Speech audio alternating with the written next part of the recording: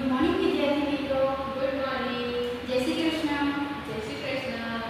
તો વિદ્યાર્થી મિત્રો, આજે આપણે ગણિત વિષયનો અભ્યાસ કરવાના છીએ.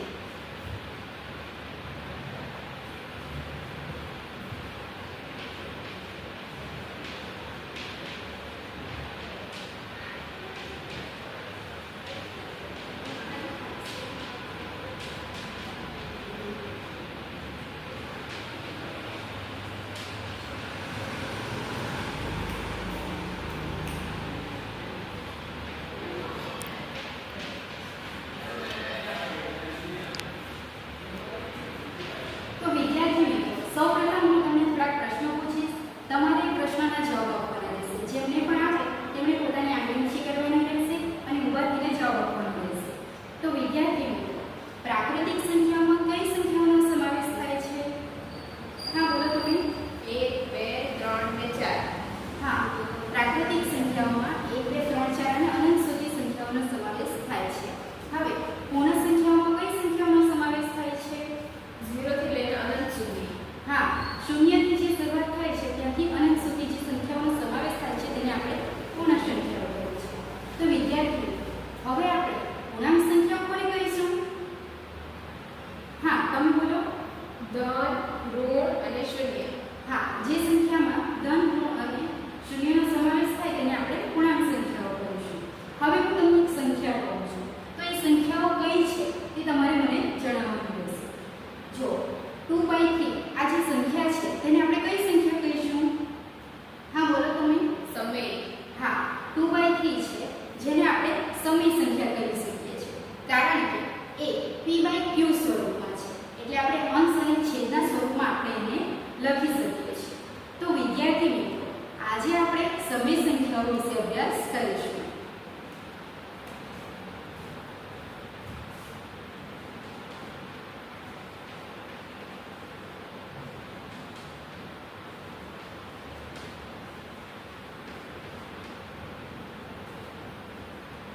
તો વિદ્યાર્થી મિત્રો, આપણે પહેલા તો સંખ્યા પરિચય મેળવી લઈએ. તો પૂર્ણ સંખ્યાઓમાં શૂન્યથી જે શરૂઆત થાય છે કે 0 1 2 3 અપ ટુ 100 એ બધી સંખ્યાઓ પૂર્ણ સંખ્યા. ત્યાર પછી આપણે જોયું એ મુજબ પ્રાકૃતિક સંખ્યા એટલે 1 2 3 થી જેની શરૂઆત થાય છે, અને પૂર્ણાંક સંખ્યા એટલે જેમાં ધન હોય, ઋણ હોય અને શૂન્ય હોય, આ દરેક સંખ્યાને આપણે પૂર્ણાંક સંખ્યા કહીશું. અને આપણે જેના વિશે અભ્યાસ કરવા જઈ રહ્યા છીએ એ છે સમય સંખ્યાઓ, જેને આપણે p/q સ્વરૂપમાં લખીએ છીએ.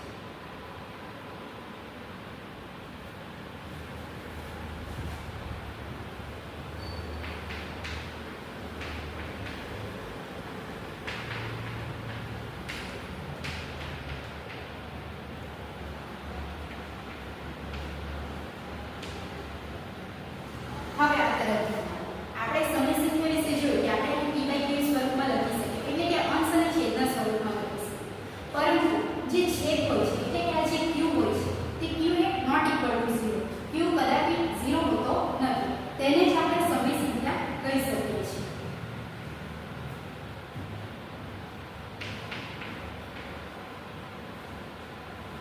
તો વિદ્યાર્થી મિત્રો, હવે આપણે આગળ સમય સંખ્યાના ગુણધર્મો વિશે જોઈશું. અને સમય સંખ્યાના ગુણધર્મોમાં આપણે સૌપ્રથમ તેની સંવૃત્તના નિયમો ચકાસીશું.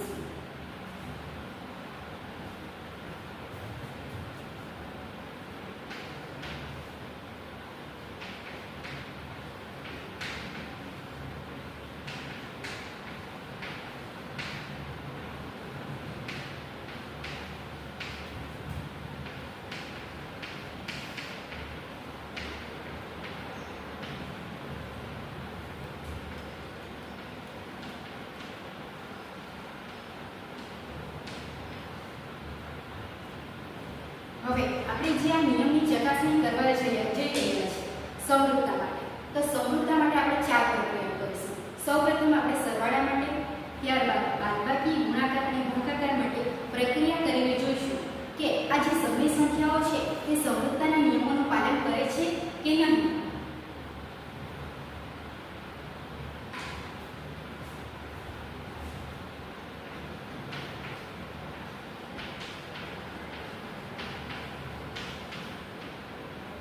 તો વિદ્યાર્થી મિત્રો, હવે હું તમને એક ઉદાહરણ બતાવીશ તે તમારે ધ્યાન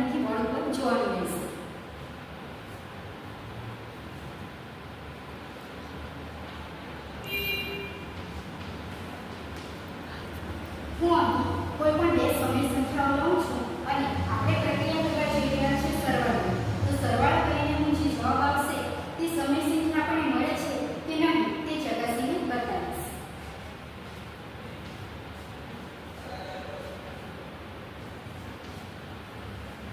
તો વિદ્યાર્થી મિત્રો, અહીં કઈ બે સમય સંખ્યાઓ લેવામાં આવી છે? હા, તમે બતાવો. 1/2 પ્લસ 2/3.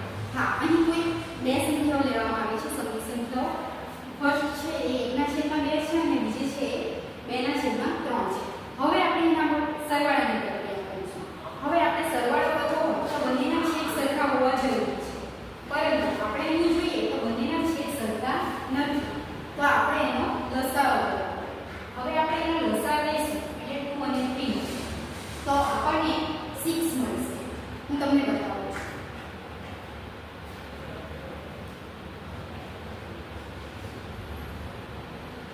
આ બંનેનો લસાઅ 6 થશે તો આપણે એનો ક્રોસ ગુણાકાર કરવો પડશે.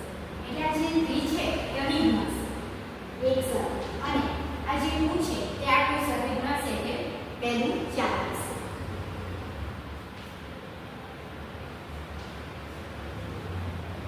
તો વિદ્યાર્થી આપણને જવાબ કઈ સંખ્યા મળી છે?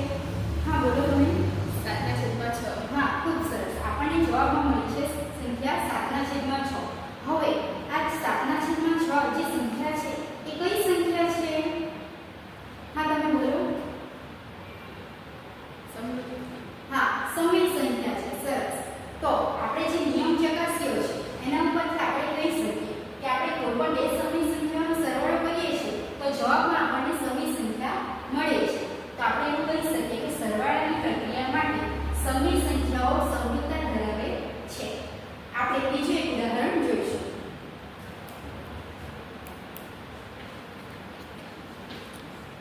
તો વિદ્યાર્થી મિત્રો, હવે તમારે મને કોઈ પણ બે સમય સંખ્યાઓ જણાવવાની રહેશે. હા, બોલો તમે. 1/2 માઈનસ 2/3. ઉપાધિ બોલો પાછળ. 1/2 હા, માઈનસ 2/3. હા, 1/2 અને 2/3 સંખ્યા લીધી છે આપણે. તમે કોઈ પણ બીજી સંખ્યાઓ જણાવો. 3/4 વત્તા 1/3. ઓકે. 3/4 અને બીજી સંખ્યા કઈ લીધી છે તમે? 1/3. 1/3. જો આપણે અહીં કુલ બે સંખ્યાઓ લીધી છે. હવે બંનેના છેદ પાછા સરખા નથી. આપણે લસાઅ લેવાની જરૂર પડશે. હવે આપણે લસાઅ લઈશું તો આપણને લસાઅમાં જવાબ મળશે 12. લસાઅ 12 મળશે તો આપણે ફરી ક્રોસ ગુણાકાર કરવાની જરૂર પડશે. આપણે કરશું ક્રોસ ગુણાકાર તો 3 તારી 9 ને વત્તા 4.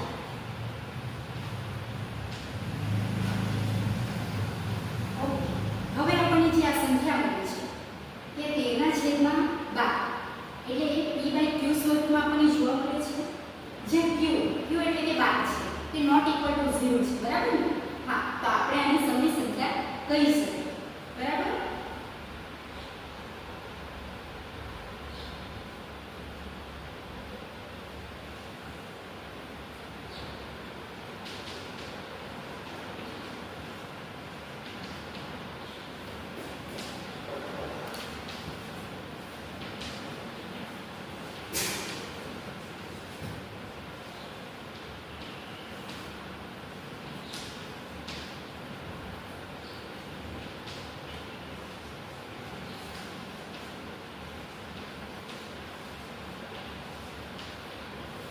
તો વિદ્યાર્થી મિત્રો, હવે તમે તમારી નોટબુકમાં નોંધ કરી લો.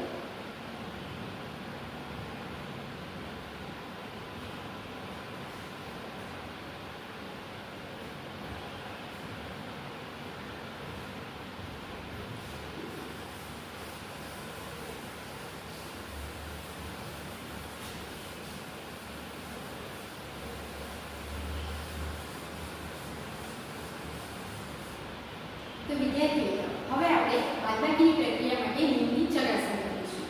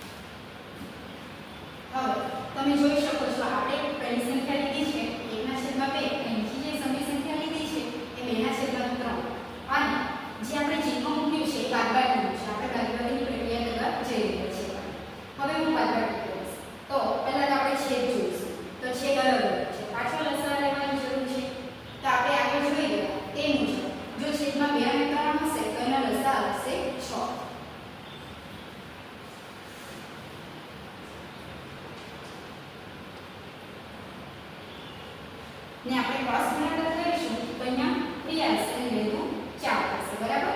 હવે 3 - 4 તો આપણને જવાબમાં -1 મળશે અને છેદમાં 6 છે.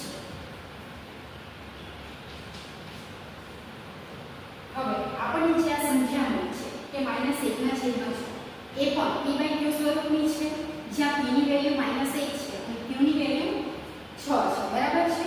તો એને આપણે સમય સંખ્યા કહીશું અને એના ઉપરથી આપણે એવું કહી શકીએ કે સમય સંખ્યાઓ બાદબાકીની પ્રક્રિયા માટે સમરૂપતા ધરાવે છે. આપણે બીજું એક ઉદાહરણ જોઈશું. તો વિદ્યાર્થી મિત્રો હવે તમારે મને કોઈ પણ બે સમય સંખ્યાઓ જણાવવાની રહેશે. 2/3 - 4/3.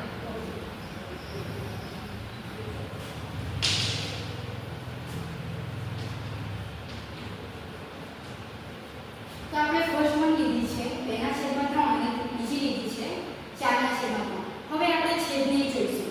તો બંનેના છેદ સરખા છે બરાબર છે.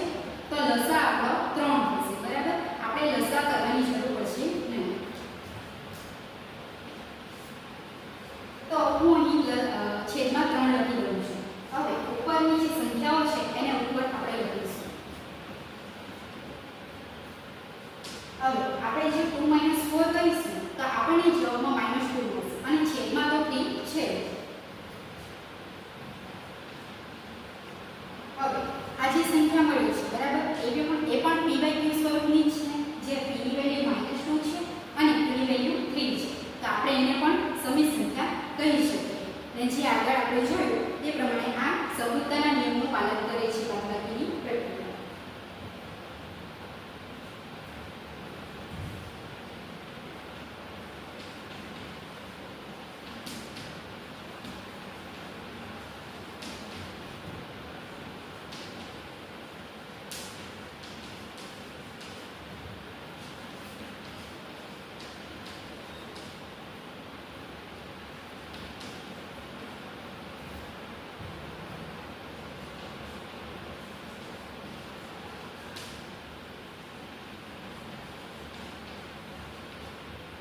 તો વિદ્યાર્થી મિત્રો હવે તમે તમારી નોટબુકમાં નોંધ કરો.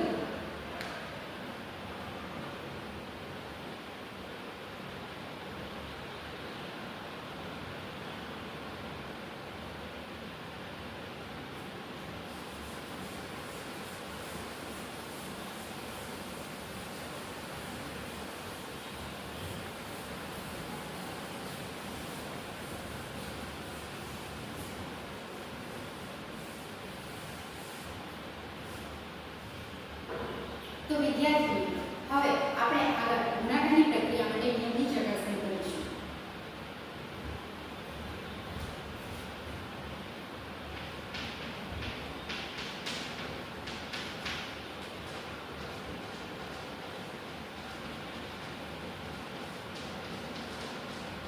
હવે હું આ પ્રક્રિયા માટે કોઈ પણ બે સમય સંખ્યા લઈશ. તો ફર્સ્ટ આપણે 1/2 લઈશું, બીજી 2/3.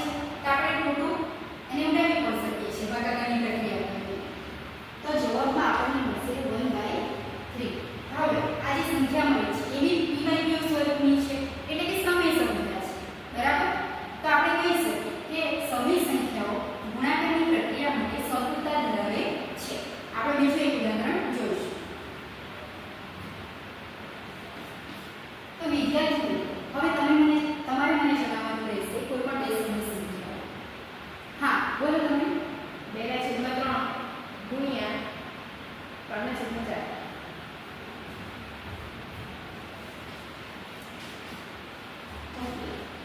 તમે મને જે સંખ્યાઓ કહી છે કે 2/3 અને 3/4 આ બે સંખ્યાઓ માટે આપણે ગુણાકારની પ્રક્રિયા કરી રહ્યા છીએ. હવે આપણે એનો ગુણાકાર કરી જોઈશું, બરાબર? તો પહેલા આપણે અંશોનો ગુણાકાર કરવાનો છે. અંશમાં બે સંખ્યાઓ છે, 2 અને 3. આ બેનો ગુણાકાર કરીશું તો આપણે જવાબમાં શું મળશે? જો આ 2 છે અને આ 3 છે, બરાબર છે? તો આપણે 2 કરી 6, બરાબર? અને આ છેદમાં છે 3 અને 4. 3 અને 4 નો ગુણાકાર કરીશું તો આપણને જવાબમાં મળશે 12. હવે આપણે આનો વધારે સાદું રૂપ આપીએ તો આ 6 છે, આ બી 6 નું 12 થશે, બરાબર? તો આપણે એનો વર્ગ ઉડાવી શકીએ છીએ. એટલે આપણને જવાબમાં મળશે 1/2. હવે આ જે સંખ્યા મળી એ બી એક સ્વરૂપમાં મળી p/q, બરાબર? એ q નોટ ઇક્વલ ટુ 0 છે, બરાબર? p વેલ્યુ 2 છે. તો આપણે કહી શકીએ કે આપણને સમય સંખ્યા મળી છે.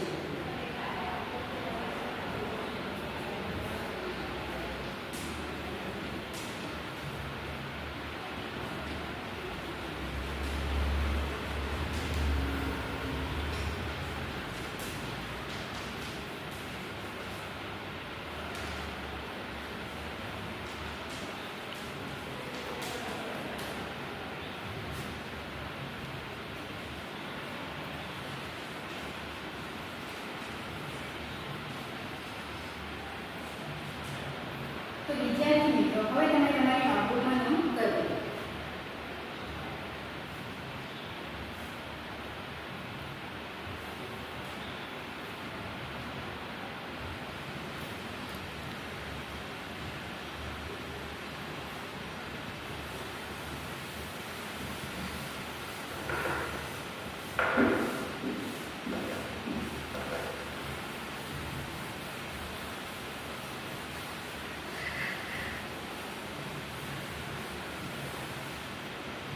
તો વિદ્યાર્થી મિત્રો, આપણે અત્યાર સુધી સરવાળા, ગુણાકાર અને બાદબાકી માટે પ્રક્રિયા કરી. હવે આપણે લાસ્ટમાં જોઈશું ભાગાકાર માટેની પ્રક્રિયા.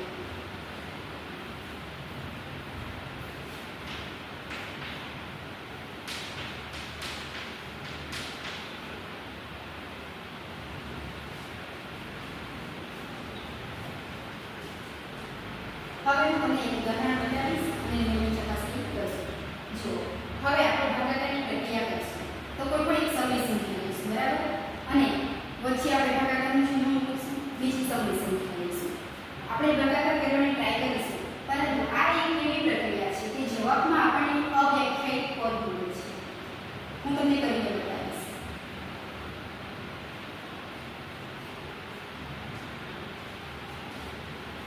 જો અહીં બે સમય સંખ્યાઓ લીધી છે, 2/3 / 4/3, બરાબર?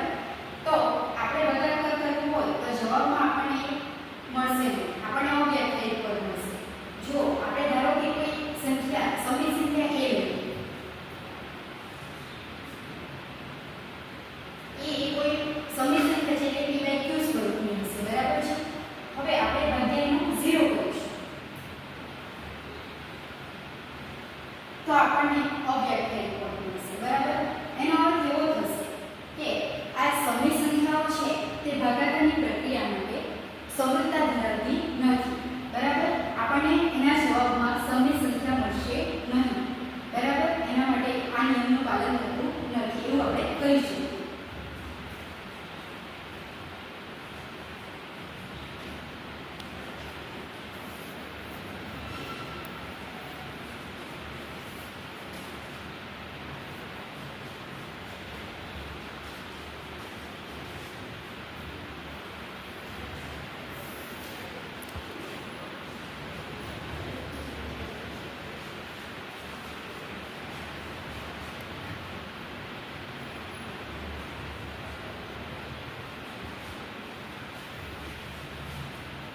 તો વિદ્યાર્થીઓ, આપણે